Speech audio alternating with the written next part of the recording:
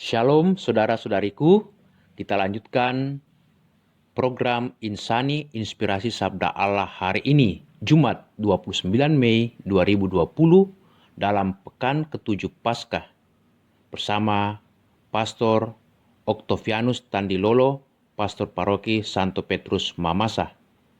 Selamat merenungkan.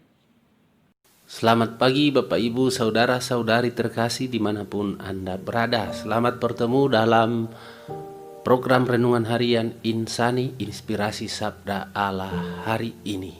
Saya memberi tema renungan kita pada hari ini, yakni di manakah tongkat gembala. Mari kita berdoa.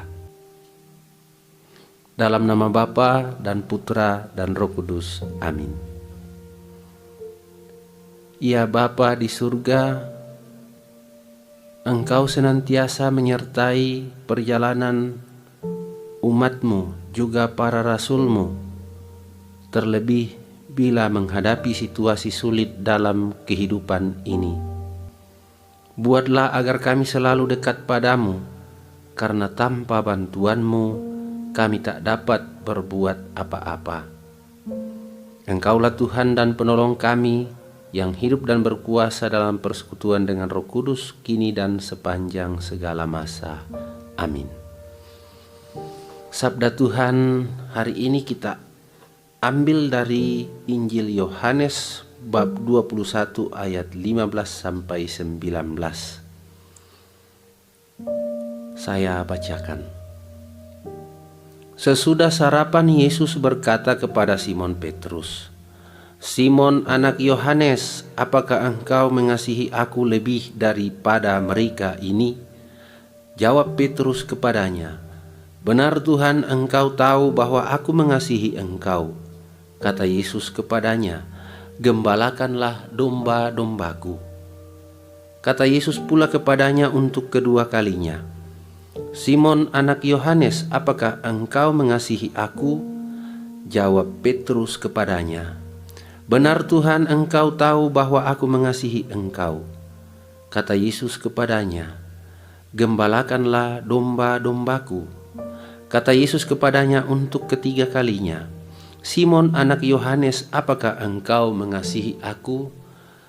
Maka sedih hati Petrus karena Yesus berkata untuk ketiga kalinya, "Apakah engkau mengasihi aku?" Dan ia berkata kepadanya, "Tuhan, engkau tahu segala sesuatu, engkau tahu bahwa aku mengasihi engkau." Kata Yesus kepadanya, "Gembalakanlah domba-dombaku. Aku berkata kepadamu, sesungguhnya ketika engkau masih muda, engkau mengikat pinggangmu sendiri, dan engkau berjalan kemana saja kau kehendaki. Tetapi jika engkau sudah menjadi tua, engkau akan mengulurkan tanganmu, dan orang lain akan mengikat engkau dan membawa ke tempat yang tidak kau kehendaki." Dan hal ini dikatakannya untuk menyatakan bagaimana Petrus akan mati dan memuliakan Allah. Sesudah mengatakan demikian, ia berkata kepada Petrus, "Ikutlah aku." Bapak, Ibu, saudara-saudari yang dikasihi Tuhan, kalau saya membaca Injil hari ini, maka ada dua tema pokok yang disampaikan oleh Yesus. Yang pertama adalah gembala dan yang kedua adalah domba. Mari kita merenungkannya satu persatu. Yang pertama adalah gembala. Dalam Perjanjian Lama, gembala digunakan untuk menyebut para pemimpin, entah itu raja, entah itu para nabi, entah itu para imam, dan juga digunakan untuk menyebut kepala keluarga sebagai pemimpin dalam keluarga. Dalam konteks itu saya ingin berbicara tentang imam sebagai gembala. Sebagai imam, tidak jarang dalam kehidupan saya itu mengalami banyak kekecewaan Sebagai imam, banyak tuntutan dari umat, dari pemimpin, dan kadangkala kita bermaksud bekerja sungguh-sungguh, tetapi bagi umat tidak berfaedah apa-apa. Itu tidak ada artinya.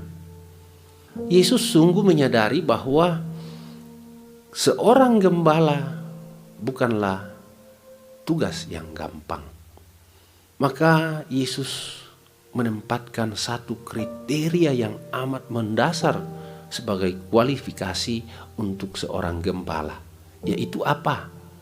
Yakni kasih. Maka tidak heran dalam bacaan Injil yang baru saja kita bacakan itu, Yesus menanyakan kepada Petrus sebanyak 3 kali. Petrus anak Yohanes, apakah engkau mengasihi aku? Maka kasih adalah dasar dari sebuah pelayanan atau karya kepemimpinan, karya kegembalaan. Atau tugas sebagai gembala itu adalah sebuah panggilan, bukan sebuah pekerjaan. Maka pekerja itu dia mendapat upah, tapi seorang gembala atau seorang pemimpin yang terpanggil, dia diminta suatu tugas, yakni pengabdian hidup yang didasari oleh kasih, bukan hanya didasari oleh kemauan. Kalau kita dasari dengan kemauan, maka mungkin itulah seperti yang saya alami tadi. Maka teks ini ketika saya dalam situasi sulit atau banyak kecewa, maka teks ini mengingatkan saya kembali secara pribadi akan pentingnya memahami makna panggilan itu sendiri, yakni ikut terlibat dalam karya kasih yang ditawarkan oleh Yesus sejak awal.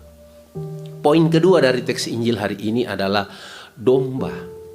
Saudara-saudari terkasih, Yesus menggambarkan semua orang percaya sebagai anak domba. Ada 3 hal yang termuat dari itu, yaitu bahwa domba harus dirawat, domba harus diantar ke tempat di mana dia dapat makan, domba harus diselamatkan. Kadang ada yang tersesat, ada yang keluyuran dan mendekati ambang bahaya. Domba itu membutuhkan bimbingan dan teguran kadang-kadang.